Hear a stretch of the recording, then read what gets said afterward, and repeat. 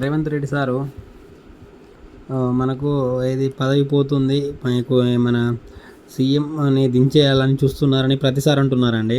అది సార్ అనడం కూడా మరీ ఘోరం అండి. అంటే నెంబర్స్ చూడండి, సార్ పర్టికులర్ డేట్లు అంటున్నాడండి. మీరు చూడండి, అంటే ఏదైనా ఒక డేట్లు అన్నప్పుడు మళ్ళీ దానికి టైం తీసుకొని ఒక 1 వీక్ ఆర్ ఒక 15 డేస్ 12 డేస్లో అంటున్నాడు. అంటే ఏదో ఒక తేదీని అంటాడు, అంటే ఆ డేట్న అతనికి వస్తుందండి.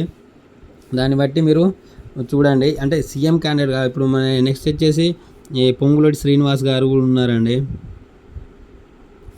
ఇంకోటి మనం కోమటిరెడ్డి వెంకటరెడ్డి సార్ గారు,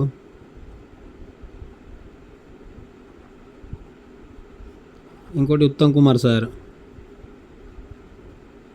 అంటే వీళ్ళందరూ ఇప్పుడు సీఎం క్యాండిడేట్లో ఉన్నారండి. ఒకవేళ రేవంత్ రెడ్డి సార్ గారు దిగిపోతే వీళ్ళు ఇట్లా ముగ్గురిట్లనే ఎవరైనా ఒకరు సీఎం కావాలని చూస్తున్నారని జస్ట్ మనకు తెలుస్తుంది. అది ఎవరైనా కానీ చూడండి, తెలంగాణకు ఇప్పుడు ప్రజెంట్ వచ్చేసి బాగా కష్టాలు ఉన్నాయండి.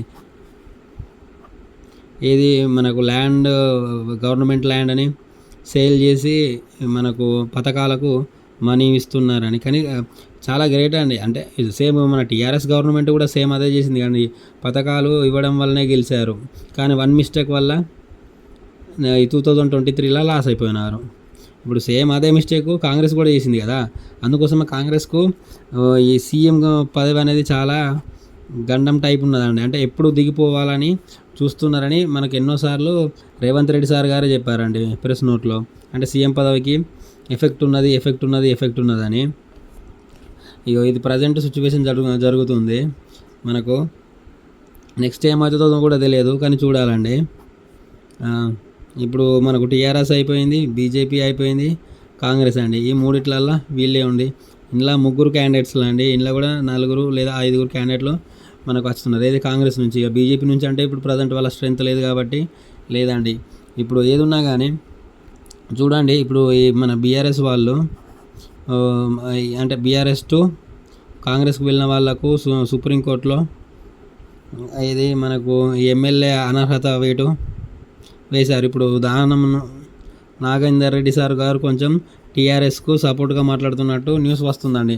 అంటే ఒకవేళ సుప్రీంకోర్టు వీళ్ళది అనర్హత వేటు వేస్తే వీళ్ళు మళ్ళీ ఎలక్షన్స్గా ఎమ్మెల్యేగా పోటీ చేయాలండి.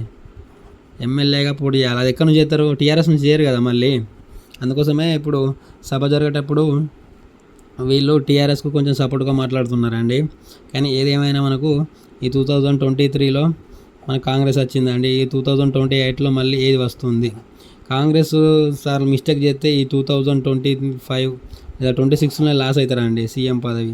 అంటే మళ్ళీగా టీఆర్ఎస్ గవర్నమెంట్ రావడానికి చూస్తుంది. కానీ టీఆర్ఎస్ వాళ్ళు ఏం చేస్తున్నారంటే వెయిట్ చేస్తున్నారండి. ఇంకా 2 ఇయర్సే కదా, వెయిట్ చేద్దాము, ఇప్పుడే ఎందుకు గవర్నమెంట్ని చేంజ్ చేయడం అని ప్రజల్లో వ్యతిరేకత వస్తుంది అని అనుకుంటారు. ఇప్పుడు కాంగ్రెస్ గవర్నమెంట్ని కూలగొట్టిన తర్వాత మళ్ళీ టీఆర్ఎస్ వాళ్ళు వేస్తారు. టీఆర్ఎస్ వాళ్ళు కూడా ఎవరు ఉంటారండి? కాంగ్రెస్ వాళ్ళే ఉంటారు కదా ఎమ్మెల్యేలు మెజారిటీగా. మళ్ళీ సేమ్ అయ్యే గొడవలు అవుతాయి. మళ్ళీ నెక్స్ట్ ఎలక్షన్స్లో ఇబ్బంది అవుతుందని చూస్తున్నారు.